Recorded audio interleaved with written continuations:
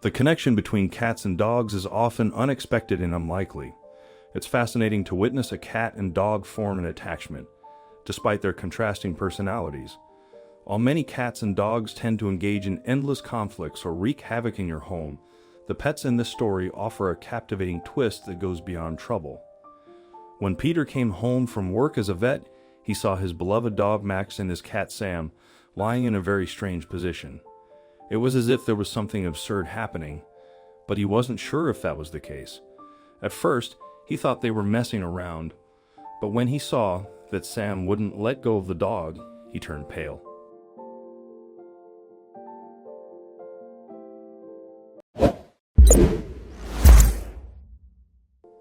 Upon contacting the veterinarian, he would soon uncover the reason behind his pet's unusual behavior. As a responsible pet owner, it's natural to seek answers and comprehend any unusual actions displayed by your animals. Consulting a vet is typically the best course of action, as they possess the necessary expertise to interpret animal behavior. When he reached out to the vet, he promptly described his predicament. In response, the vet alerted Peter that time was of the essence. Although the vet had heard of a similar situation before, it was an unpleasant prospect previously. To confirm if this was indeed the case, the vet requested Peter to bring his dog, Max, to discuss the ongoing situation. The information provided appeared to be somewhat ambiguous, preventing the vet from making a comprehensive diagnosis. Filled with urgency, Peter swiftly rushed to his car. The worst thing that could happen if you were faced with such a scene as either the cat or dog would be at risk with what was happening. There are a lot of people that would worry from the moment that the scene is encountered. Peter's first move to call the vet was one thing. The next thing was to rush them to the clinic to ensure that nothing bad was happening. The vet told him to hurry as this could be a life or death situation for the dog, that not everything went according to plan. Apparently, it was rushing hour right now. The traffic terrified Peter even more because it was a matter of life and death and he couldn't do anything about it. Why now, thought Peter, the panic rose even further. If you were in the same situation that Peter was in, you would feel the same gush of emotions that he has been going through that very second. He could lose both his cat and his dog, or worse, lose one of them, since he loves them both equally. Losing control over the situation was something he never expected he would experience because he thought he was on top of the problem. Peter was in complete panic mode. What on earth was happening to his dog? The more he panicked, the more he felt anxious about what was happening. Everything seemed to be fine, but the vet sounded really worried. Luckily, he overcame the rush hour and was about to arrive at the vet. He wanted to sort this out rather sooner than later. When Peter got to the clinic, he thought that all was well and that his problems would be resolved. However, the exact opposite happened. Rather than addressing the issue right away, what the vet did was further check and assess the situation. He didn't know immediately what to do, but he wanted to take a closer look to be sure about what he has assumed to be the problem.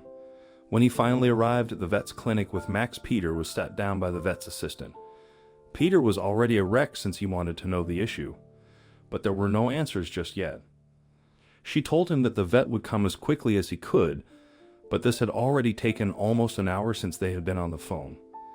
Peter could not hold his anger anymore. Feeling anxious was only half of it.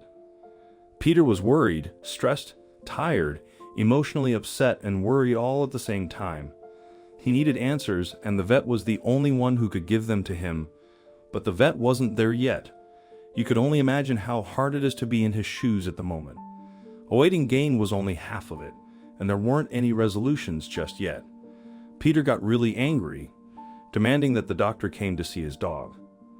He wanted someone to do anything to at least ease the pain rather than leave him without a clue.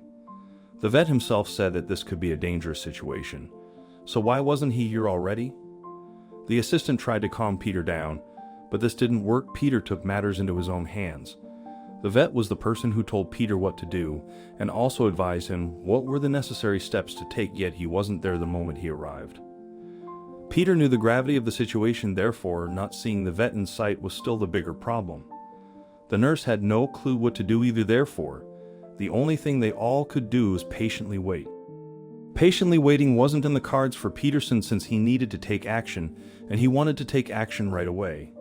He stormed into the vet's office demanding that he would come to see Max right now, but the vet wasn't having any of it. He was handling another dog right now, but when the dog owner saw the despair on Peter's face, the woman made a kind decision, adding calmer, random acts of kindness. That's exactly what Peter was welcomed with when the patient being handled at the moment was about to give him. Peter was already stressed, and the person before him saw the stress and wanted to ease the pain. The issue they were facing wasn't as huge as what Peter had, therefore, letting him go first wasn't too much to give. The woman realized that Sam needed more urgent help than her dog, which was just a routine check. Quickly after this, Peter calmed out a little bit since he was happy that Sam could finally be examined.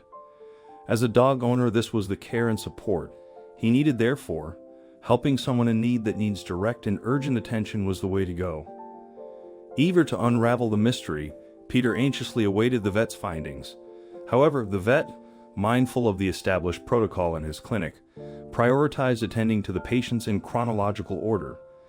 Despite the urgent nature of Peter's situation, the vet felt compelled to address the patient who arrived before him. While some may perceive this as illogical, it was simply how things operated at the clinic. As the vet delved deeper into the examination, it became apparent that there was more to the situation than initially met the eye. Acting swiftly had proven beneficial, and as the vet began to assess Sam, a sense of concern washed over him, evident by his pale countenance. It seemed as though he had an inkling of what was transpiring but refrained from disclosing his suspicions to Peter. To confirm his hunch, the vet posed several questions to Peter about Sam.